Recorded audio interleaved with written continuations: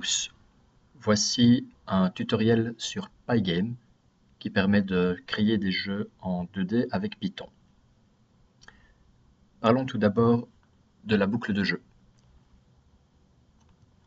Une boucle de jeu, en fait, se décompose de la manière suivante.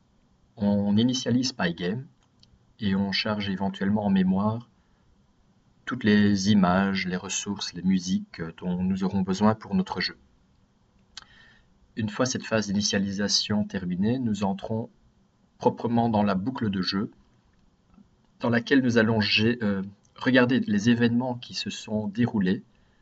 Par événement, c'est Pygame regarde en fait les éléments avec lesquels l'utilisateur a interagi, c'est-à-dire le clavier, la souris, donc les mouvements de souris, enfoncer une touche du clavier, relâcher une touche du clavier, fermer la fenêtre de jeu avec la petite croix, sont des événements que Pygame enregistre.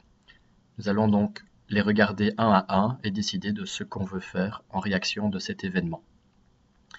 Une fois que c'est fait, nous mettons à jour les éléments du jeu, c'est-à-dire, pour par exemple les objets que l'on veut voir se déplacer à l'écran, nous allons calculer leur nouvelle position. Nous allons regarder s'il y a des collisions, éventuellement décider si des objets doivent être détruits, augmenter le score, ce genre de choses. Tout ça se passe dans cette partie ici. Ensuite, nous allons dessiner la frame du jeu pour pouvoir la montrer ensuite à l'utilisateur. On ne dessine pas directement sur la fenêtre, on dessine en fait dans une surface en mémoire, une sorte de zone tampon.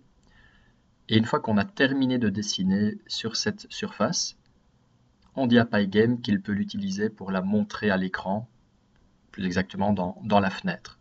Ça permet d'éviter d'éventuels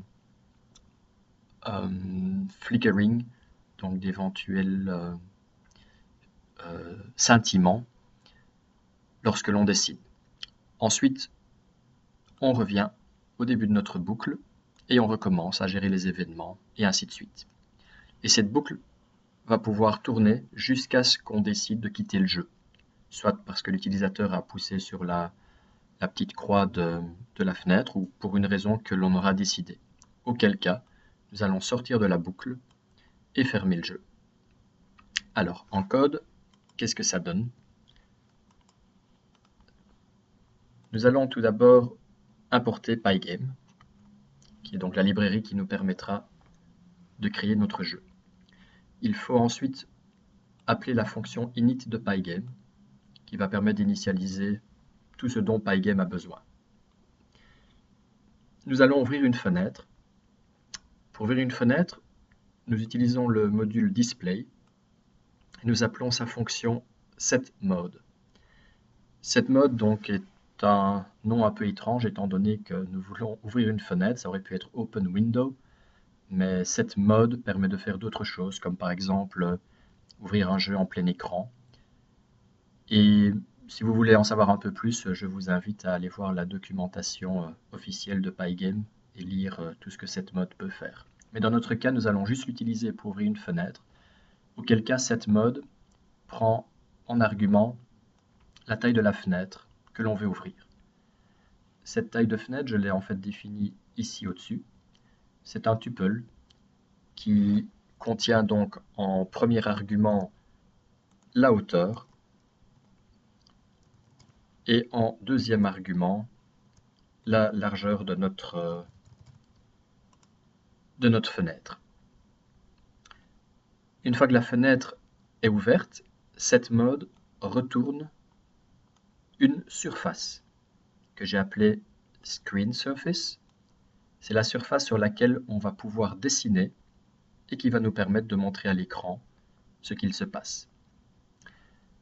Toute cette première partie, donc, est la partie d'initialisation dont nous avons parlé tout à l'heure.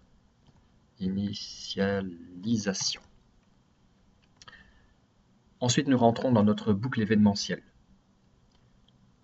On a donc une boucle infinie avec un while et une variable continuée qui est égale à true.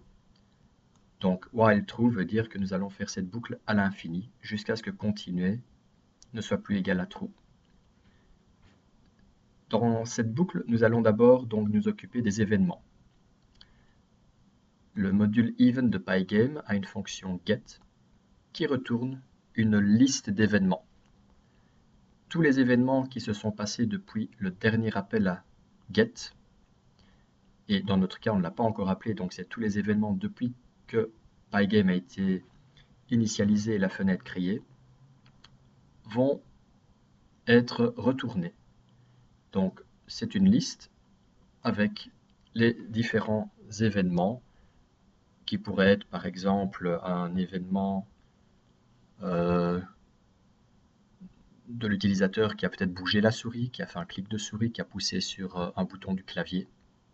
Et nous allons donc itérer avec le for sur chacun de ces événements. Alors justement, on ne sait pas quel type d'événement il s'agit. C'est pourquoi event a un attribut type qui nous permet de savoir de quel type d'événement il s'agit et comment on doit y répondre. Le site officiel de Pygame, dans la documentation, sous le module event, on trouve en réalité tous les différents types d'événements ici auxquels on peut répondre. Celui qui nous occupe là maintenant est l'événement quit, qui est un événement qui est créé lorsque l'utilisateur en fait pousse sur la croix de la fenêtre. Ça pourrait être un événement key down lorsque l'utilisateur enfonce une touche ou key up lorsqu'il relâche une touche, mouse motion lorsque la souris bouge, etc. Donc, dans notre cas, nous regardons si le type d'événement est de type quit, donc c'est précédé de pygame.quit puisque la variable constante quit fait partie du module Pygame. Si donc l'événement est de type quit, c'est-à-dire si l'utilisateur a poussé sur la croix pour fermer notre fenêtre de jeu, j'assigne à la variable continuer la valeur false, ce qui va nous permettre au prochain tour de boucle d'évaluer while continuer à false et donc de sortir de la boucle du jeu. Ensuite, si vous vous souvenez bien, nous avons donc fait l'initialisation, la gestion des événements. Donc ceci et ceci est fait. Il nous reste la mise à jour des éléments du jeu, dessiner sur la surface et montrer la surface. Ça se passe donc ici. Il y aura du code éventuel donc pour la logique du jeu. Et viendra ici le code pour dessiner sur la surface et la montrer. Et nous reviendrons à la boucle while. Comme vous voyez, tout ceci a été indenté. Si on sort de la boucle de jeu, donc une fois que while continue est false, on passe tout ceci et nous arrivons ici en ligne 26.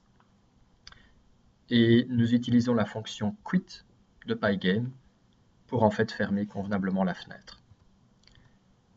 Si j'essaye ce script, je vais donc avoir une fenêtre qui s'ouvre, que voici. Cette fenêtre fait 500 pixels de large sur 400 de haut. On peut donc la bouger, et lorsqu'on va pousser sur la croix, il ferme la fenêtre. Car continue est égal à false, il sort de la boucle, et il fait Pygame quit. Voilà, cette première partie du tutoriel pour commencer avec Pygame. Retrouvez-moi dans la deuxième partie